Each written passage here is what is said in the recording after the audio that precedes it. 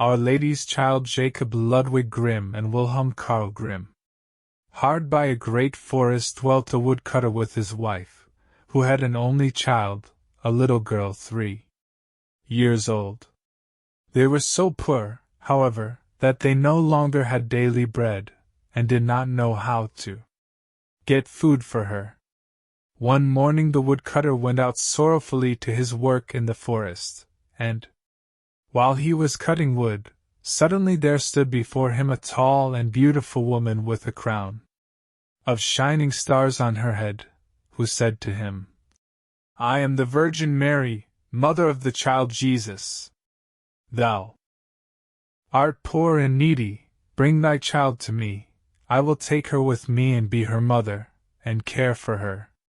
The woodcutter obeyed, brought his child, and gave her to the Virgin Mary, who took her up to heaven with her. There the child fared well, ate sugar cakes, and drank sweet milk, and her clothes were of gold, and the little angels played with her.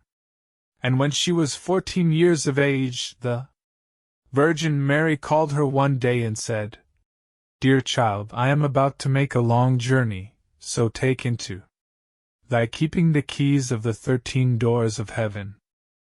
12 of these thou mayest open, and behold the glory which is within them, but the 13th, to which this little key belongs, is forbidden thee. Beware of opening it, or thou wilt bring misery on thyself." The girl promised to be obedient, and, when the Virgin Mary was gone, she began to examine the dwellings of the kingdom of heaven. Each day she opened one of them, until she had made the round of the 12. In each of them sat one of the apostles in the midst of a great light, and she rejoiced in all the magnificence and splendor, and the little angels who always accompanied her rejoiced with her. Then the forbidden door alone remained, and she felt a great desire to know what could be hidden behind it, and said to the angels, "I will not quite open it, and I will not go inside it, but I will unlock it so that we can just see a little through the opening." "Oh no," said the little angels. "That would be a sin. The Virgin Mary has forbidden it, and it might easily cause thy unhappiness."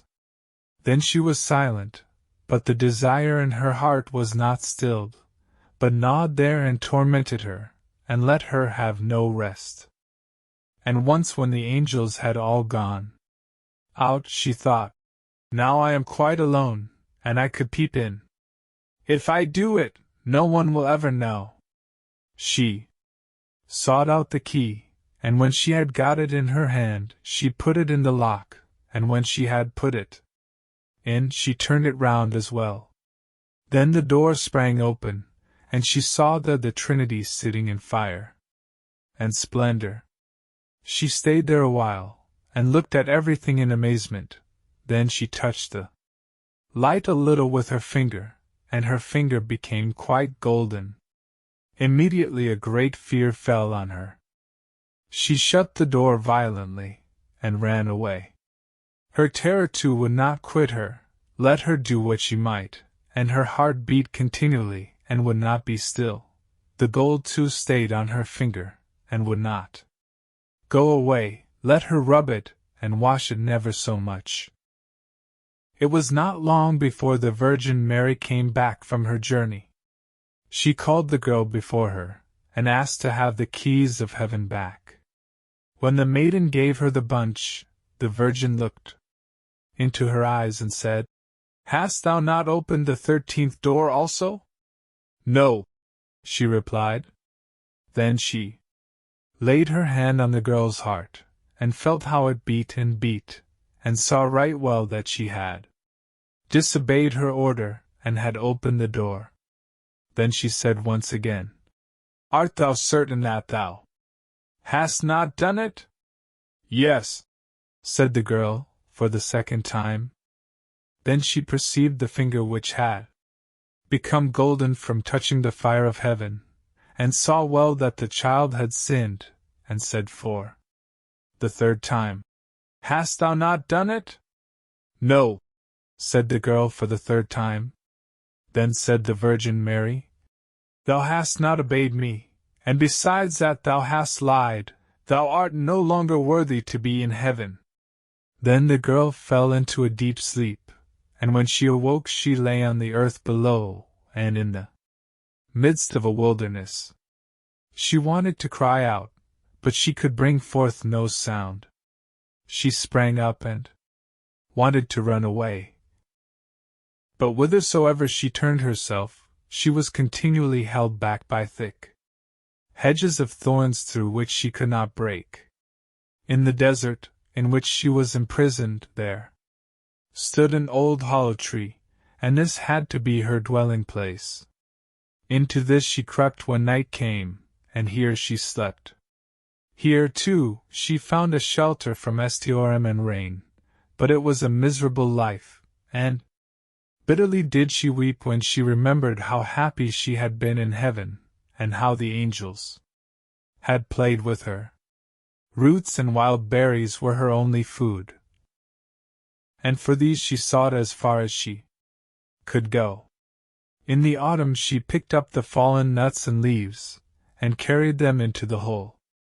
The nuts were her food in winter, and when snow and ice came, she crept amongst the leaves like a poor little animal that she might not freeze.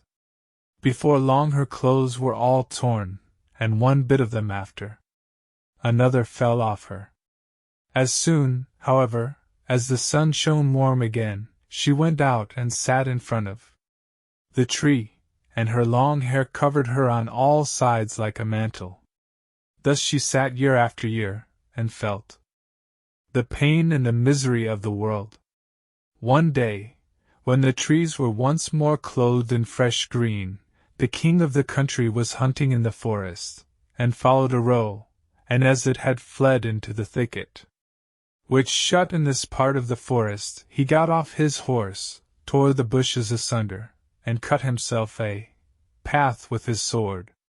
When he had at last forced his way through, he saw a wonderfully beautiful maiden sitting under the tree, and she sat there and was entirely covered with her golden hair down to her very feet. He stood still and looked at her full of surprise. Then he spoke to her and said, Who art thou? Why art thou sitting here in the wilderness? But she gave no answer, for she could not open her mouth. The king continued, Wilt thou go with me to my castle? Then she just nodded her head a little. The king took her in his arms, carried her to his horse, and rode home with her, and when he reached the royal castle he caused her to be dressed in beautiful garments, and gave her all things in abundance. Although she could not speak, she was still so beautiful and charming that he began to love her with all his heart. And it was not long before he married her. After a year or so had passed, the queen brought a son into the world. Thereupon the Virgin Mary appeared to her in the night when she lay in her bed alone, and said, If thou wilt tell the truth and confess that thou didst unlock the forbidden door, I will open thy mouth and give thee back thy speech, but if thou perseverest in thy sin, and deniest obstinately, I will take thy newborn child away with me. Then the queen was permitted to answer, but she remained hard, and said, No, I did not open the forbidden door. And the Virgin Mary took the newborn child from her arms, and vanished with it. Next morning, when the child was not to be found, it was whispered among the people that the queen was a man-eater, and had killed her own child. She heard all this and could say nothing to the contrary, but the king would not believe it, for he loved her so much. When a year had gone by, the queen again bore a son, and in the night the Virgin Mary again came to her and said, If thou wilt confess that thou openest the forbidden door, I will give thee thy child back and untie thy tongue, But if you continuest in sin and deniest it, I will take away with me this new child also.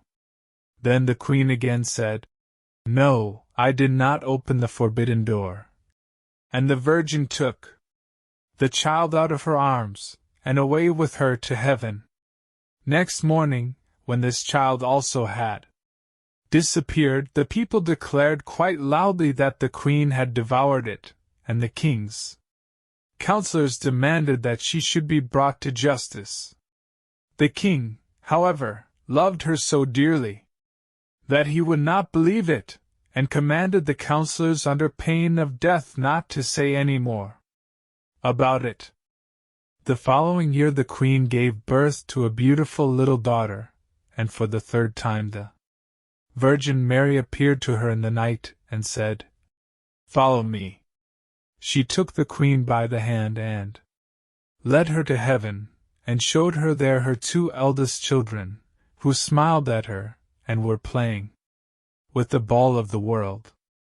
When the queen rejoiced thereat, the Virgin Mary said, Is thy heart not yet softened? If thou wilt own that thou openst the forbidden door, I will give thee back thy two little sons. But for the third time the queen answered, No, I did not open the forbidden door. Then the Virgin let her sink down to earth once more, and took from her likewise her third child. Next morning, when the loss was reported abroad, all the people cried loudly, The queen is a man-eater. She must be judged. And the king was no longer able to restrain his counselors. Thereupon a trial was held, and as she could not answer and defend herself, she was condemned to be burned alive.